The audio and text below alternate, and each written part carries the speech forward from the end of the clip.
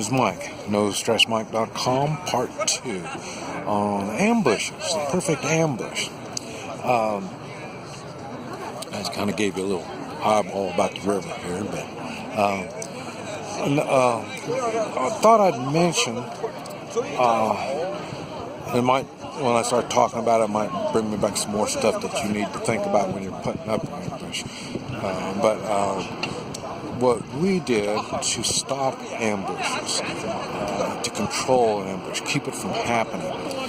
When I first got into Vietnam, I got in December before Christmas, and November at that same time, our company got into an ambush. They had 70% loss.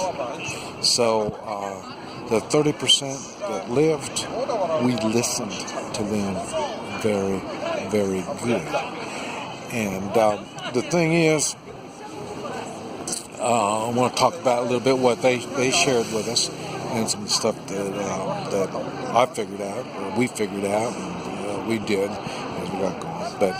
But anyway, the thing is, I talked about the 3-man militia. Okay, the 3-man militia, the difference between them and military or people you want to put your ambush up on, the biggest difference is the 3-man militia is staying in their area. We're not moving from one point to another point. But that's not what militias do. They're taking care of their own home area, so they're not going. So now, but they will be moving around. Now, when they move around, they're moving around in an area that they already are familiar with. They should know where all the rocks are, where the holes are. They should know where all this stuff is. Matter of fact, I talk about it in my blog on 3-man militias, but I mentioned we have stashes, places where we have stuff put away. First aid, communications, food, water, ammunition, this type of stuff. So in other words, if they don't have to carry everything they need every time they go out, because like I say, we're in our own area. So we can travel lighter, because we know where we can get more supplies. Okay, so as a 3-man militia, we're traveling areas that we are already familiar with. Okay, so when you see something that looks out of place, then you for sure aren't on your paths. You don't follow paths. You don't follow where everybody else goes. Now, if you try on the 3-man militia concept, if you try to make a new path each time you go out, eventually you won't have anything out there. So you do want to keep some kind of order in where you're going. And you have to be aware. You travel slow and you be aware of your conditions. Okay, now if you're traveling from point A to point B, and this is a place you don't normally travel, you really need to send, like I say, 3-man teams out, sniper scout teams, and they will go ahead of you. They will be finding all of these places, these choke points, these bottleneck areas. They will find these areas as the 3 of them, and when they do, they will send 1 in while 2 watches them, and this type of stuff. They'll learn how to go into an unfamiliar area and check it out. And they'll be able to, they can see areas that will look like a good place for an ambush. So it's not going to be that easy when you're going up against people that know what they're doing.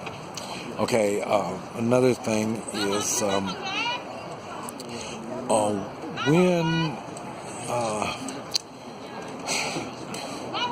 Now, depending on the area and how you set it up, on how you travel, we found it best to travel single file. And we would have anywhere from, depending on the area that we're in, real thick jungle. I mean, I've been in so thick. And at night, we're traveling at night in a thick jungle.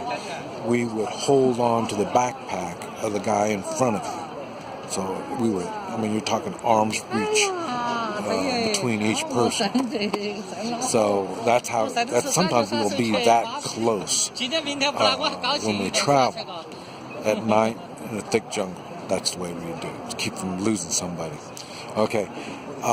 If there's any kind of daylight, if it is good daylight, nice sunny day and all this kind of stuff, it's not odd to have between maybe 20, 30, 40, maybe 50 yards between each person, depending on the terrain. If you're in a large, open, really open place, then we're talking 50 yards apart.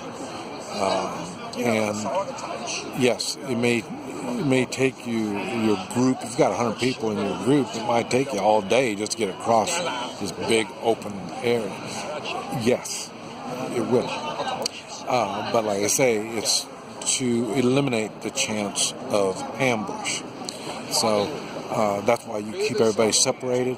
If there's booby traps, if there's mines, if there's they set off things.